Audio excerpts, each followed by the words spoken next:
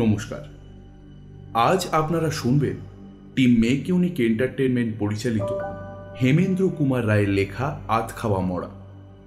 ওনার জন্ম 1888 সালের 2রা সেপ্টেম্বর এবং প্রয়াণ 1963 সালের 18ই এপ্রিল। তিনি বিখ্যাত মূলত শিশু সাহিত্য ধারার প্রাথমিক বিকাশে তার অবদানের জন্য। তার সৃষ্টি করা উল্লেখযোগ্য চরিত্রগুলির মধ্যে অন্যতম হল জয়ন্ত মানিক এবং ইন্সপেক্টর সুন্দরবাবু। তার উল্লেখযোগ্য বই হল যখের ধন, আবার যখের ধন ইত্যাদি। শুরু হচ্ছে আজকের আমাদের বিশেষ নিবেদন, আধখাওয়া মরা।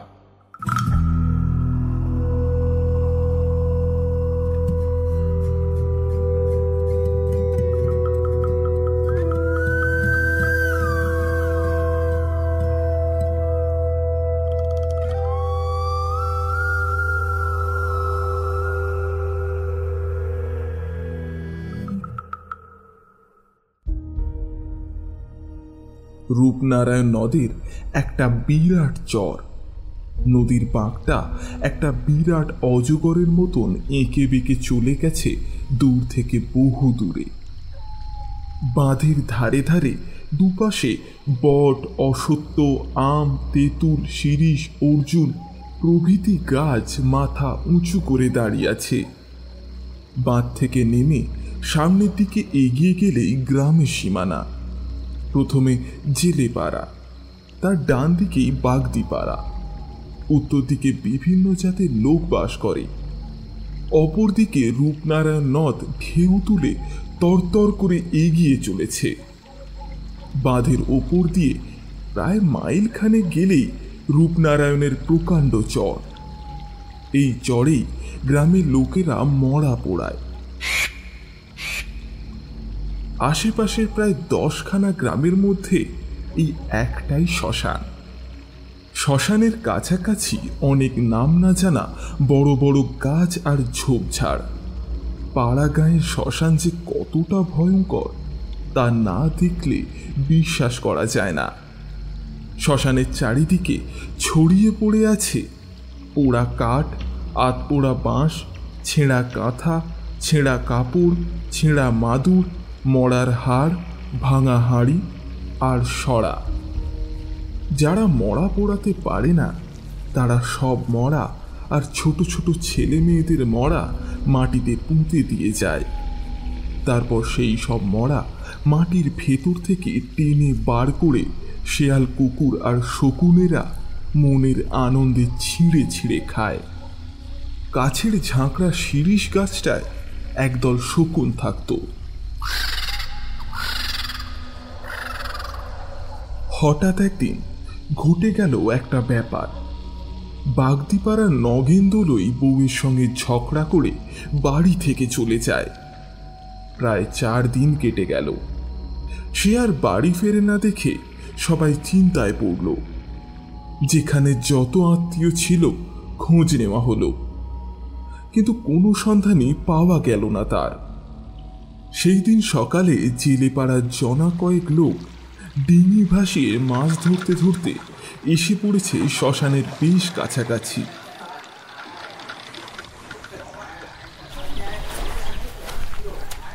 হঠাৎই তাদের নাকে একটা দুর্গন্ধ লাগলো।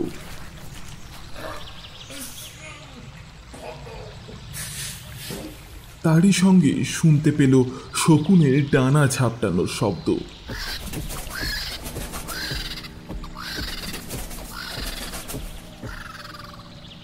সঙ্গে সঙ্গে তারা দেখল নগেন্দলইয়ের পচা গলা মৃতদেহটা চরে এসে আটকে আছে। শকুনে খানিকটা ছিঁড়ে খেয়েছে। চোখ দুটো শকুনে খুবলে নিয়েছে, শুধু চোখের গর্তটাই আছে।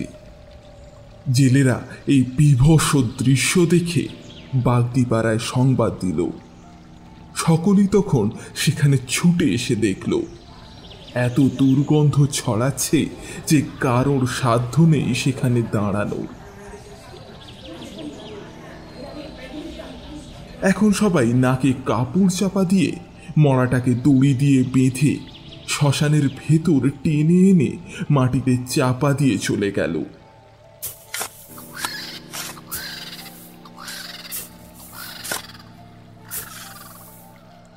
রাতের বেলায় মাটির ভেতর থেকে নগেনের মৃতদেহটাকে তুলে শিয়াল কুকুরেরা ছিঁড়ে খেল।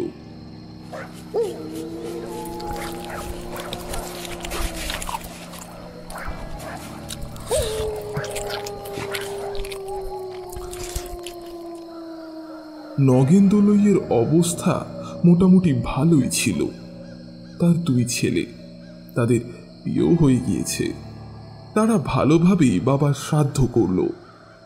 জেলে পাড়া থেকে, বাগদি পাড়া থেকে অনেকেই নিমন্ত্রণ খেয়ে গেল। এই ঘটনার পর প্রায় 1 মাস কেটে গেল। তারপর থেকে নানান রকম ঘটনা ঘটতে লাগলো। কখনো বাগদি পাড়া থেকে, আবার কখনো জেলে পাড়া থেকে হাঁস মুরগি চুরি যেতে লাগলো।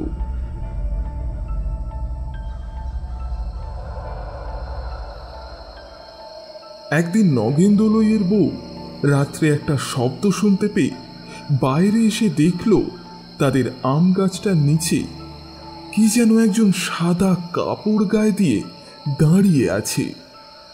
সে রীতিমতো ভয় পেয়ে চেঁচাতে চেঁচাতে ঘরে এসে দরজা বন্ধ করে দিল।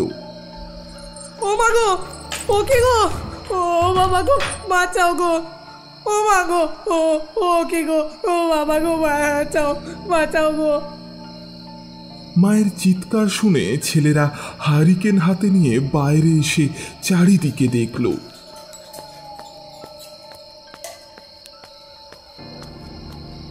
কিন্তু কোথায়, কই, কোথাও তো কেউ নেই। তখন তারাই নিজেদের মধ্যে বলা বলি করতে লাগলো, আরে তোর ওসব তো মনের ভুল। মা কি দেখতে কি দেখেছে। আরে মনে হয় গাছের ছায়াটা দেখে মা ভয় পেয়েছে। আর নাহলে আর কি হবে, এত রাতে কে থাকবে। রাত্রে বাঁধের উপর আর শ্মশানে একটা কঙ্কালকে ঘোরাফেরা করতে দেখা গেল। সবাই তা দেখে রীতিমতো ভয় পেয়ে গেল। রাত্রে শ্মশানে মরা নিয়ে আসা বন্ধ করে দিল সবাই। জেলেরা সারাদিন রূপনারায়ণে মাছ ধরে। সন্ধে হলেই যে যার বাড়ি ফিরে আসতে লাগলো। এমনকি বাঁধের উপর দিয়েও লোকজনের চলাফেরা বন্ধ হয়ে গেল। সন্ধ্যা হলেই রাস্তা একেবারে ফাঁকা। সেই দিন রাখাল জেলের একটা বাছুর গেল হারিয়ে। সারাদিন খোঁজ করা হলো, কিন্তু কোথাও পাওয়া গেল না বাছুরটাকে। একদিন পরে একজন লোক শ্মশানের দিক থেকে আসার পথে দেখল রাখাল জেলের বাছুরটা মরে পড়ে আছে। তার আধখানা কে যেন চিবিয়ে খেয়েছে, বাকিটা পড়ে আছে একটা গাছের তলায়। খবরটা শুনে রাখাল এসে ব্যাপারটা দেখল। কি করবে সে? তাই সে কিছু ভেবে উঠতে না পেরে সেখান থেকে পালিয়ে গেল।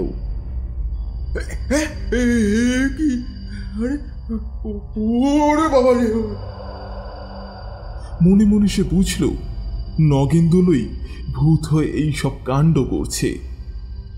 জেলে পাড়ার ফকির আর নিধিরাম ভোরবেলা জাল কাঁধে নিয়ে মাছ ধরতে গেল। নগেন দলইয়ের বাড়ির পাশ দিয়েই তাদের যাওয়ার রাস্তা। হঠাৎই তাদের চোখে পড়ল নগেন দলইয়ের বাড়ির ভিটের দিকে। অবাক হয়ে ফকির আর নিধিরাম দেখল নগেন দলইয়ের বাড়ির দরজার কাছে আবছা একটা মূর্তি দাঁড়িয়ে আছে। সারা দেহ তার সাদা কাপড়ে ঢাকা। ওরা চোর ভেবে জিজ্ঞাসা করল, ওখানে কে রে? সঙ্গে সঙ্গে আবছা মূর্তিটা ঘুরে দাঁড়ালো। ওরা আশ্চর্য হয়ে দেখল লোকটার মুখ দেখা যাচ্ছে না, শুধু চোখ দুটো যেন আগুনের গোলার মতন জ্বলছে। দেখতে দেখতেই মূর্তিটা একটা বিরাট লম্বা হয়ে গেল। এই ব্যাপারটা দেখে ফকির আর নিধিরাম ভয় পেয়ে গেল।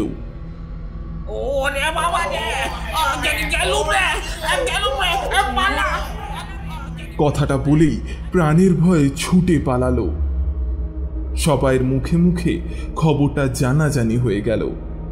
পাড়ার লোকে ভয় পেয়ে সন্ধ্যা 7টার পর নগেন দলুইয়ের বাড়ির পাশের রাস্তাটা দিয়ে যাওয়া আসা বন্ধ করে দিল। ফকির জেলে নগেনের ছেলে দুটোকে বলল, বাপু, ব্যাপারটা নাই খুব সুবিধার মনে হচ্ছে না, বুঝলে? তোমাদের বাপ ভূত হয়েছে, তোরা ছেলেগুলো নিয়ে থাকিস, কিছু একটা ব্যবস্থা কর, তা না হলে কোনদিন তোদের বিপদ হতে পারে, বুঝলি? নগেনের বড় ছেলে ভয় পেয়ে বলল, কি ব্যবস্থা করা যায় বলো দেখি খুড়ো। মা সেদিনকে বলেছিল বটে, কিন্তু আমরা তার কথায় তো বিশ্বাস করিনি। কিন্তু এখন দেখছি বিশ্বাস না করে তো উপায়ও নেই। নগেনের ছোট ছেলে বলল, হ্যাঁ, আসলে আমিও সেদিন ভোরের দিকে বাইরে বেরিয়ে সাদা কাপড় ঢাকা একটা মূর্তি দেখেছিলাম, কিন্তু সবাই ভয় পাবে বলে কাউকে ব্যাপারটা কিছু জানায়নি। নিধিরাম সব শুনে কিছুক্ষণ ধরে কি যেন ভাবল, তারপর গভীরভাবে বলল, এখানে তো তেমন ভূতের ওঝা নেই, তবে শুনেছি মহেশপুরে একজন ভূতের ওঝা আছে। তোর একটা কাজ কর, বরং তার কাছেই যা, দেখ সে কি বলে। এই সব পরামর্শ দিয়ে ফকির আর নিধিরাম যে যার বাড়ি চলে গেল। নগেনের বড় ছেলে তার ছোট ভাইকে বলল, মহেশপুর এখান থেকে প্রায় 4 ক্রোশের ওপর, যেতে আসতে প্রায় 9-10 ক্রোশ তো বটেই।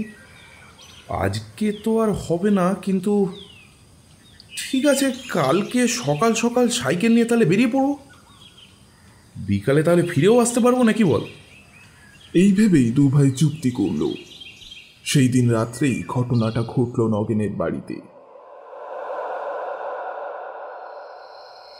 রাতের খাওয়া দাওয়া সেরে বাড়ির সবাই ঘুমিয়ে পড়েছিল। প্রায় তখন 2-2:30 হবে।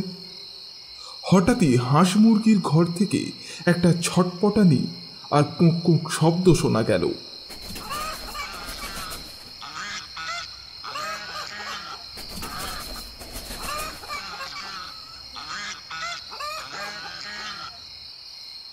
শব্দটা শুনেই নগেনের বউয়ের ঘুম ভেঙে গেল। নগেনের বউ ভাবল, বোধহয় হাঁস মুরগির ঘরে শিয়াল ঢুকেছে। এই কথাটা মনে করে সে একটা হ্যারিকেন আর একটা লণ্ঠন নিয়ে বেরিয়ে এলো।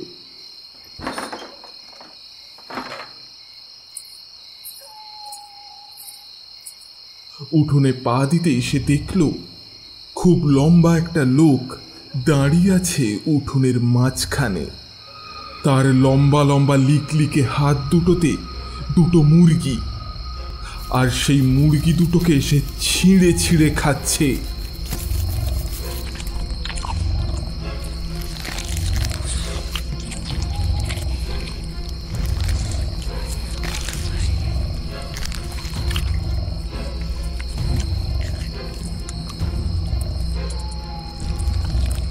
এই দৃশ্য দেখে নগেনের বউ আ করে চিৎকার করে উঠেই অজ্ঞান হয়ে পড়ে গেল উঠোনে। ও মা গো, ও কি গো, ও বাবা গো, বাঁচাও গো, ও মা গো, ও কি গো। সেই শব্দ শুনেই ছেলেরা বউয়েরা ছুটে এলো হারিকেন হাতে। উঠোনের মাঝখানে মাকে অজ্ঞান হয়ে পড়ে থাকতে দেখে তারা তাড়াতাড়ি করে জল পাখা নিয়ে এসে শুশ্রূষা করতে লাগলো। বেশ কিছুক্ষণ সেবা যত্ন করার পর জ্ঞান ফিরে এলো নগেনের বউয়ের। ছেলেরা জিজ্ঞাসা করল, কি হলো মা, তুমি অজ্ঞান হয়ে গেলে কেন? নগেনের বউ হাঁপাতে হাঁপাতে 2-1টা কথায় ছেলেদেরকে সব ব্যাপারটা বলেই উঠোনের যেই জায়গাটায় কঙ্কালটা দাঁড়িয়েছিল সেই জায়গাটায় ইঙ্গিত করে দেখালো। সবাই আলো হাতে নিয়ে উঠোনের মাঝখানে গিয়ে দেখল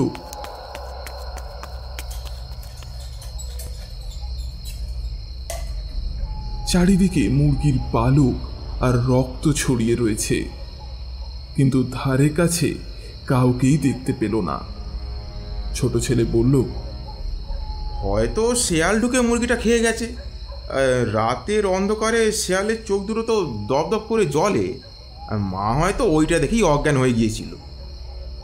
ছেলেদের কথা শুনে নগেনের বউ বলল, তোরা আমার কথা বিশ্বাস করলি না তো? আমি কিন্তু স্পষ্ট দেখেছি, খুব লম্বা একটা মূর্তি উঠোনে দাঁড়িয়ে আছে। তার সারা দেহ সাদা কাপড়ে ঢাকা, মুখটা ভালো করে দেখা যাচ্ছে না, চোখ দুটো দপদপ করে জ্বলছে। তার লিকলিকে লম্বা হাত দুটোয় দুটো মুরগি এসে চিড়ে চিড়ে খাচ্ছে। এইসব কথাবার্তা হচ্ছিল নিজেদের মধ্যে। এমন সময় বাড়ির পেছনের দিক থেকে শোনা গেল একটা ভয়ঙ্কর হাসির শব্দ।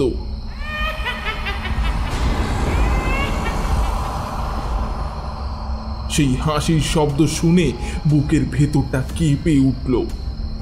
তারা সবাই বুঝতে পারল এটা একটা ভৌতিক কণ্ঠ ছাড়া আর কিছুই হতে পারে না। ভয় পেয়ে সবাই ঘরের ভেতর ঢুকে বসে রইল সকাল হওয়ার অপেক্ষায়।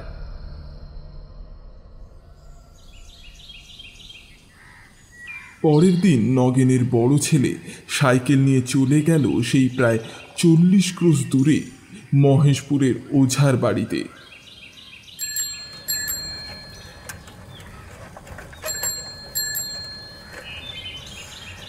কিন্তু মুশকিল হলো, ওঝা তখন অসুস্থ। নগেনের ছেলে একে একে সব কথা বলল তাকে। ওঝা সব কথা মন দিয়ে শুনে বলল, দেখো বাবা, আমার বয়স হয়েছে,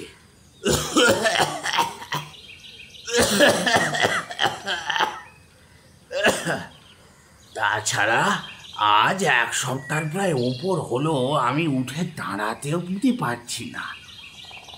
আর একটু সুস্থ হলেই আমি সব গিয়ে ঠিক করে দেবো। এখন বলো দেখি, তোমাদের ঘরে মোট কতজন আছে? নগেনের ছেলে বলল, তা সব সত্য 8 জন। ওঝা বলল, আমি তোমাকে 8টা মাদুলি দিচ্ছি, কালো সুতোয় বেঁধে হাতে বেঁধে রাখবে, আর ছেলেদের গলায় বেঁধে দেবে। আর এই 4টে পেরেক দিচ্ছি, এদের ভিটের 4 কোণে পুঁতে দিও, কেমন? তাহলে সে আর তোমাদের বাড়ির সীমানায় আসতে পারবে না। এই কথা বলে ওঝা 8টা মাদুলি আর 4টে বড় বড় পেরেক তার হাতে দিল। পেরেক আর মাদুলি নিয়ে নগেনের বড় ছেলে বিকালের দিকে ফিরে এলো। তারপর ওঝার কথা মতন সকলকে মাদুলি পরানো হলো, তারপর পেরেকগুলোকে পুঁতে দেওয়া হলো। সেই দিন থেকে নগেন দলইয়ের বাড়িতে ভূতের উপদ্রব কমে গেল বটে, কিন্তু গ্রামে উপদ্রব বেড়ে গেল। গ্রামের লোকেদের ঘর থেকে প্রায়ই হাঁস মুরগি আর ছাগল চুরি যেতে লাগলো। অন্ধকারে সেই ছায়া মূর্তিকে দেখল অনেক লোকই। তাছাড়া কারোর কারোর বাড়িতে ইট পড়তে লাগলো দুমদাম করে।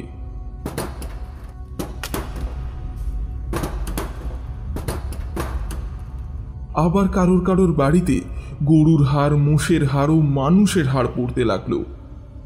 আবার কারোর বাড়িতে মরা পোড়ার কাঠ ও বাঁশ পড়তে লাগলো।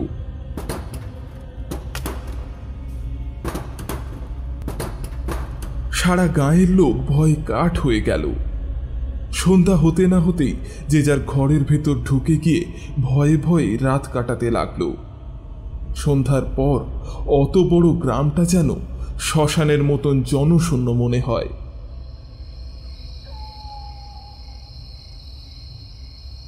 একদিন রাত্রে অনেক দূর থেকে একদল লোক একটা মরা নিয়ে এলো শ্মশানে পোড়াতে।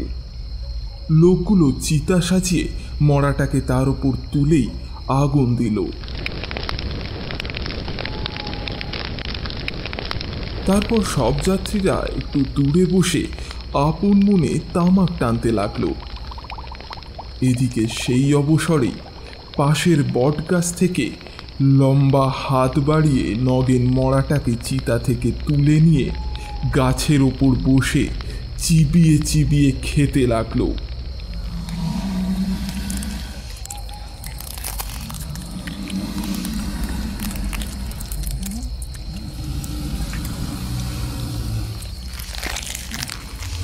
তামাক খেতে খেতে লোকগুলো চিতার কাছে এসে অবাক হয়ে গেল। শুধু চিতাটাই জ্বলছে, মরার কোনো পাত্তাই নেই। লোকগুলো রীতিমতো ভয় পেয়ে গেল। নদীতে তখন মালপত্র বোঝাই করা একটা বেশ বড় নৌকা বাঁধা ছিল। মাঝি বসে অপেক্ষা করছিল জোয়ারের আশায়। নৌকার ছাদের ওপর হালের কাছে বসে মাঝি তামাক খাচ্ছিল। অনেক আগেই সে ব্যাপারটা লক্ষ্য করেছিল, কিন্তু সব যাত্রীরা পাছে ভয় পায় সেই জন্যই সে চুপ করে দেখে যাচ্ছিল। সব যাত্রীরা তখন ভয় পেয়ে বাঁচাও বাঁচাও বলে চিৎকার করতে লাগলো।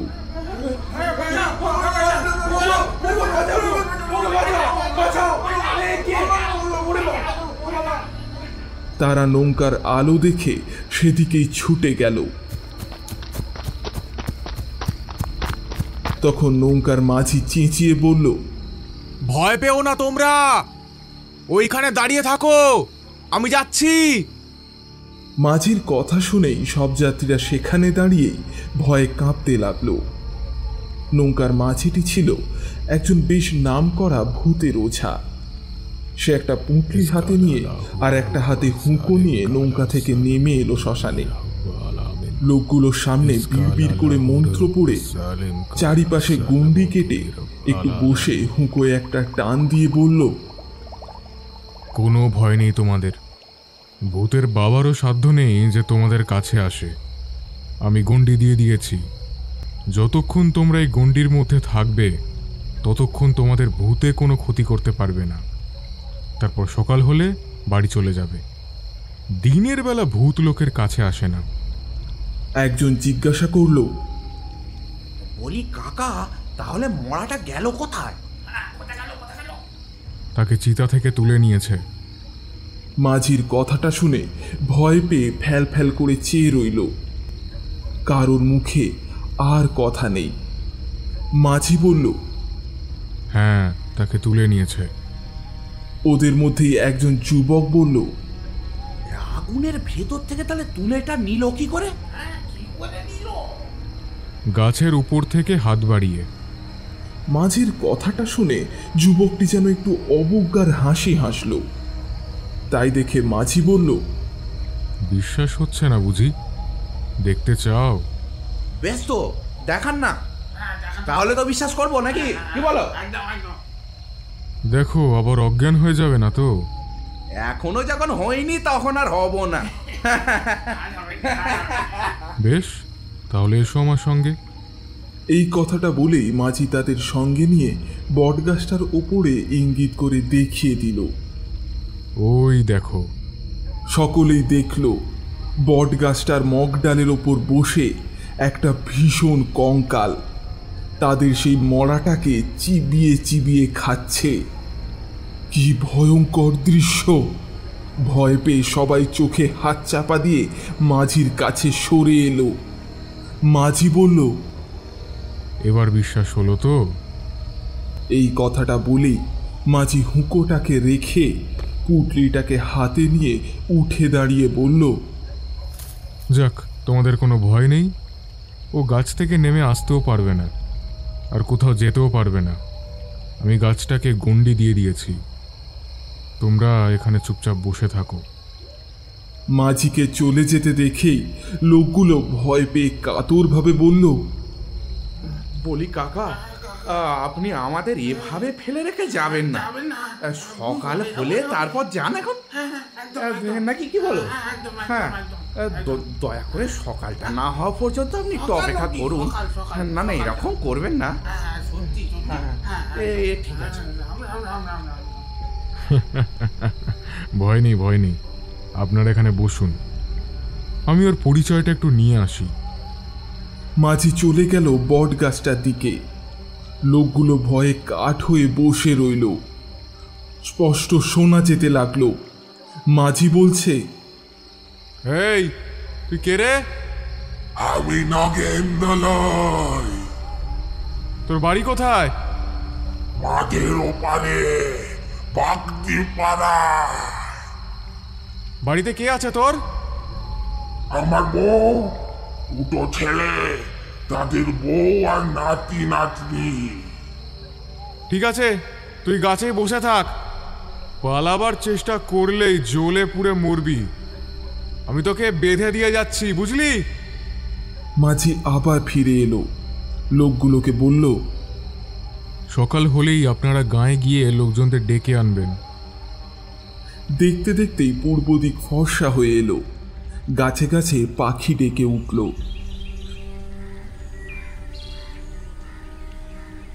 একটু পরেই সকাল হলো। দুজন লোক গাঁয়ে গিয়ে এই সংবাদ দিল। গ্রাম থেকে বহু লোক এলো দেখতে।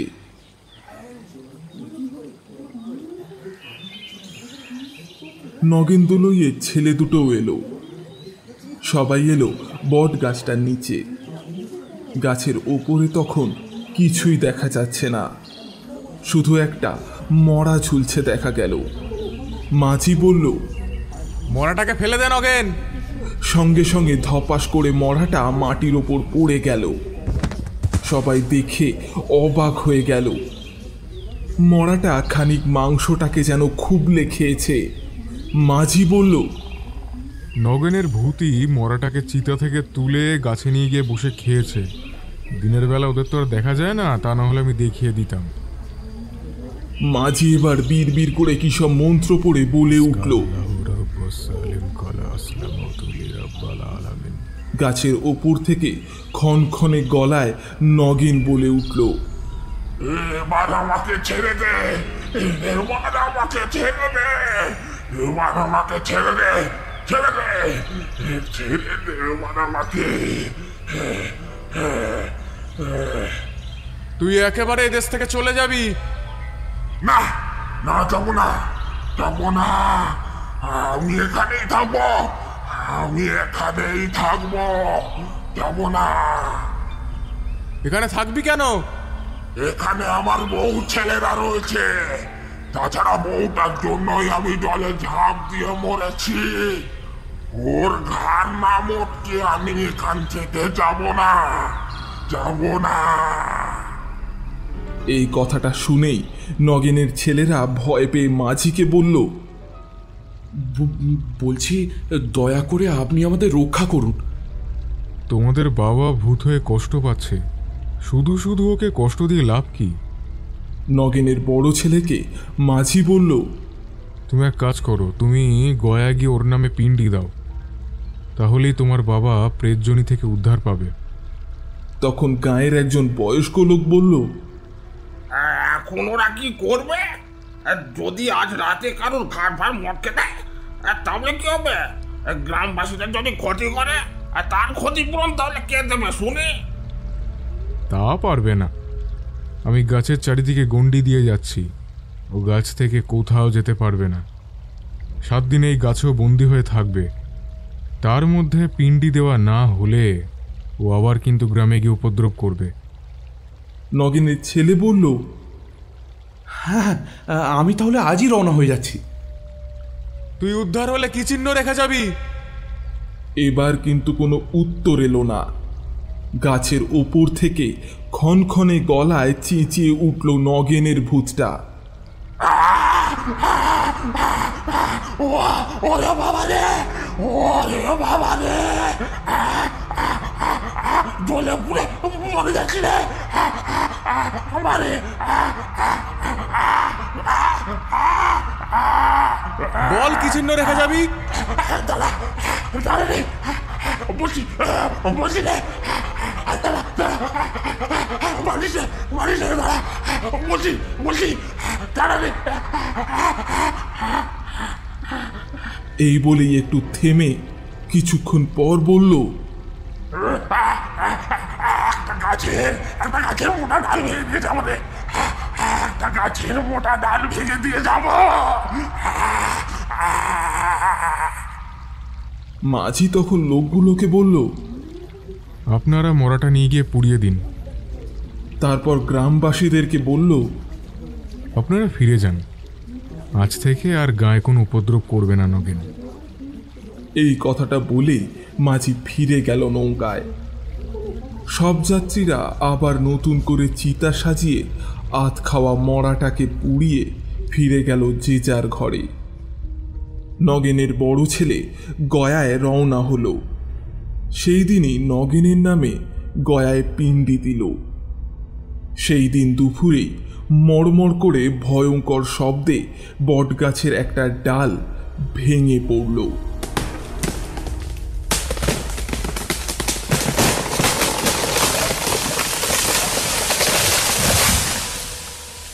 অবাক হয়ে গ্রামবাসীরা দেখল সেই দৃশ্য। সেই দিন থেকেই গ্রামে আর কোনো ভূতের উপদ্রব হয় না।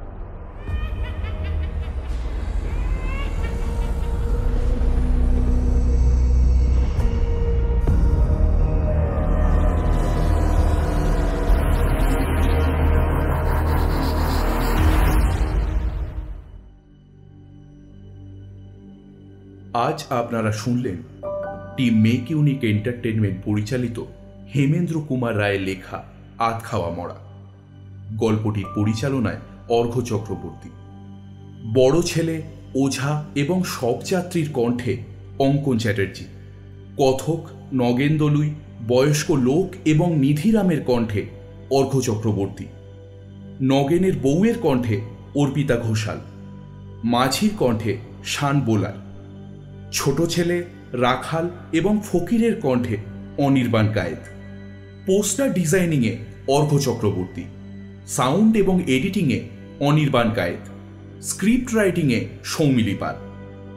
এই গল্পটি মানে আমাদের এই প্রেজেন্টেশনটি যদি আপনাদের ভালো লেগে থাকে তাহলে লাইক বাটনটা প্রেস করে সেই ভালো লাগাগুলোকে প্রকাশ করুন। বন্ধুদের সাথে, আত্মীয় পরিজনদের সাথে কিংবা বাকি সকলের সাথে এটিকে শেয়ার করুন এবং আরও নতুন গল্পের খোঁজ পেতে আমাদের চ্যানেলটিকে সাবস্ক্রাইব করুন এবং বেল আইকনটি প্রেস করে দিন। গল্পটি সম্পর্কে মনের ভাব একেবারে খোলা মনে কমেন্ট বক্সে প্রকাশ করুন। প্রতিটি কমেন্ট একেবারেই বহুমূল্য। তাহলে আজকের মতো বিদায়।